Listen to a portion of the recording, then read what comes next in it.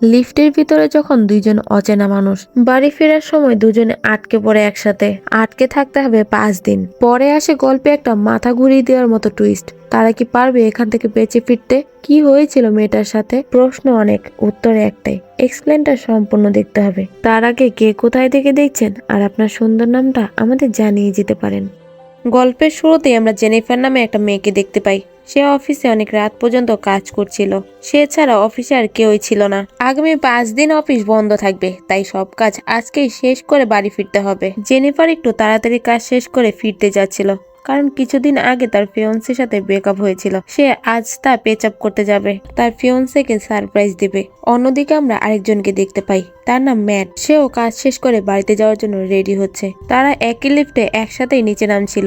জেনিফারের সাথে লিফটে হালকা পাতলা প্লাটিং এর চেষ্টা করে ম্যাট খেয়াল করে লিফটের এক পাশে একটা অদ্ভুত ড্রয়িং করা আছে, যেখানে একটা মানুষকে এক জায়গায় বন্ধ করে রাখা হয়েছে, যেটা ম্যাট জেনিফারকে দেখতে বলে। তখনই সাথে সাথে লিফটটা বন্ধ হয়ে যায়। এমনকি লিফটের কোনো বাটনও কাজ করছিল না। জেনিফার লক্ষ্য করে সেখানে সিসিটিভি ক্যামেরা লাগানো আছে। তাই সে কন্ট্রোল রুমের কাছে সাহায্য চাইতে হাত নাড়িয়ে তাদেরকে বোঝানোর চেষ্টা করে তারা ভিতরে আটকে গেছে। তবে এতেও কোনো লাভ হয় না, কারণ সেখানে কেউই ছিল না। ম্যাট তার বন্ধুকে কল দিতে যেয়ে বুঝতে পারে লিফটের ভিতরে সিগন্যাল কাজ করছে না। তাই তারা কাউকে কল দিয়ে বিষয়টা জানাতেও পারবে না। তার উপর আগামী 5 দিন অফিস বন্ধ থাকায় এই অফিসে কেউ আসবে না।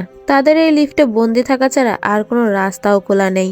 ম্যাট জেনিফারকে জিজ্ঞেস করে, এই লিফটে কি আগে কখনো এমন সমস্যা হয়েছে? আমি তো অফিসে নতুন জয়েন করেছি, তাই আমার এইসব বিষয়ে তেমন কোনো ধারণা নেই।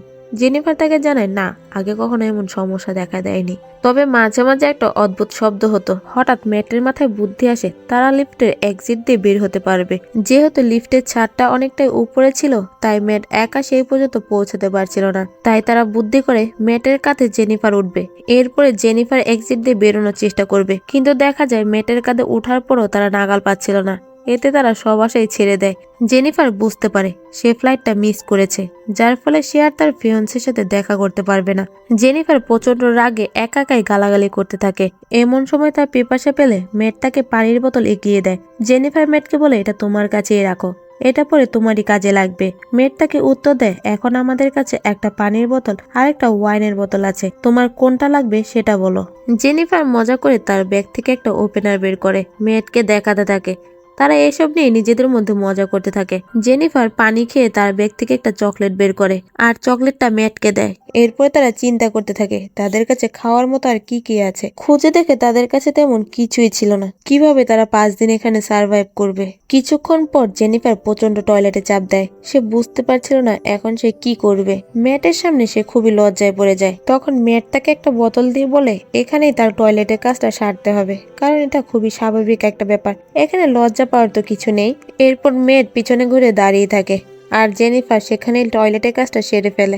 এরপর জেনিফার দেওয়ালে আঁকা বন্দি লোকটার সাথে একটা মেয়ের ছবি আঁকে। এরপর সে ম্যাটকে জিজ্ঞেস করে, আচ্ছা তোমার কি কোনো গার্লফ্রেন্ড নেই, যে তোমার খোঁজ না পেয়ে তোমার খোঁজ করতে আসবে বা পুলিশে খবর দেবে? ম্যাট জানে না, এমন কেউ নেই।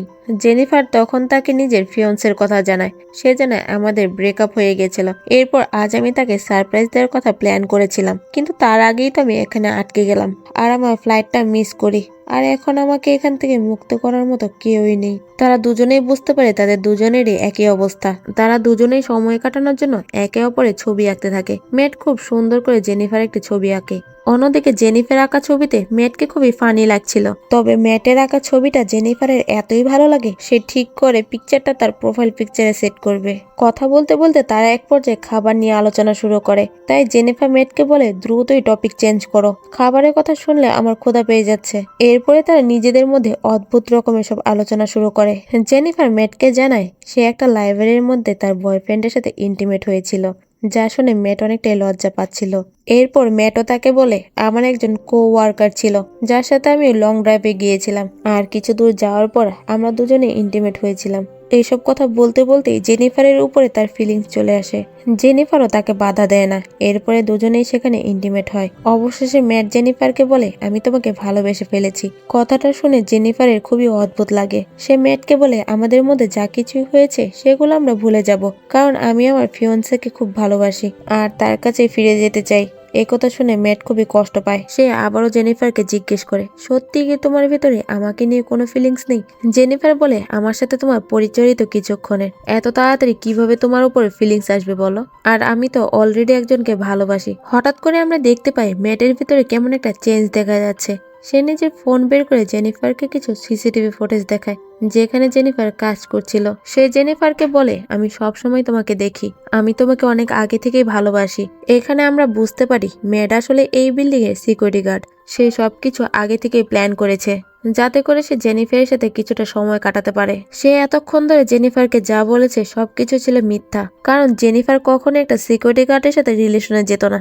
সে তখন পকেট থেকে একটা লিফটের চাবি বের করে দেখায় আর তাকে জানায় তারা লিফটে আটকে পড়েনি, ম্যাট নিচে থেকে লিফট লক করে রেখেছে।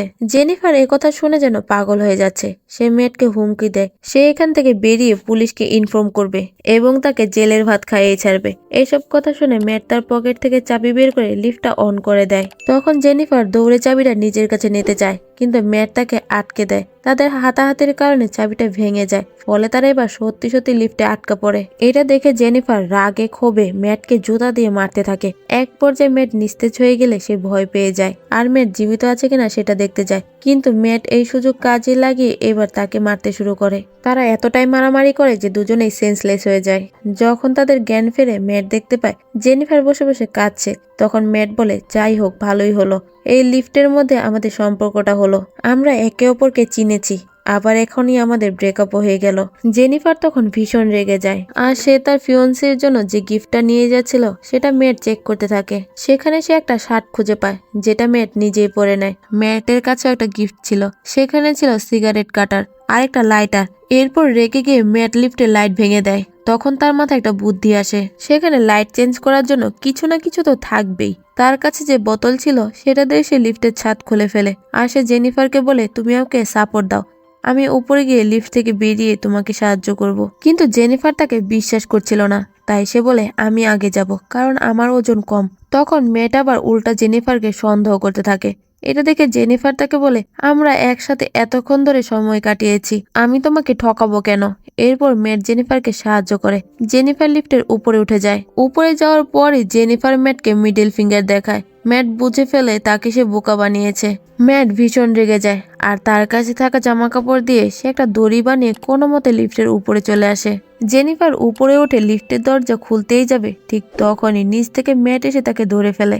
এর ফলে দুজনে আবারও লিফটের ভিতরে পড়ে যায় আর এত উপর থেকে পড়ার কারণে দুজনেই অজ্ঞান হয়ে যায়। জেনিফারের জ্ঞান ফেলে সে আশেপাশে তাকিয়ে দেখতে পায় একটা ফায়ার অ্যালার্ম আছে, তাই সে ম্যাটের গিফট থেকে লাইটার বের করে আগুন জ্বালানোর চেষ্টা করে। ম্যাটের জ্ঞান ফেললে সে বলে, এসব কিছুতেই কাজ করবে না, আমাদের বাঁচাতে এখানে কেউই আসবে না। তখন জেনিফার তাকে প্রচুর মারে, তার হাত পা বেঁধে দেয় আর বলে, আমরা এখান থেকে খুব তাড়াতাড়ি বের হব, কিন্তু তোমাকে সবকিছু স্বীকার করতে হবে যাতে আমি আদালতে ন্যায় বিচার পাই। তখন জেনিফার মোবাইলের ক্যামেরা অন করে বলে, তুমি যদি সবকিছু স্বীকার না করো তাহলে আমি তোমাকে এখানেই শেষ করে ফেলবো। তখন ম্যাট কোনো উপায় না পেয়ে সবকিছু স্বীকার করে নেয়। জেনিফার অবশেষে জিজ্ঞেস করে, তুমি এসব কিছু কেন করেছো? ম্যাট বলে, আমি প্রতিদিন তোমাকে দেখতাম, তুমি খুবই সুন্দরী, কিন্তু আমি একজন সিকিউরিটি গার্ড, এই কারণে আমি কখনো তোমাকে বলতে পারিনি আমি তোমাকে কতটা ভালোবাসি।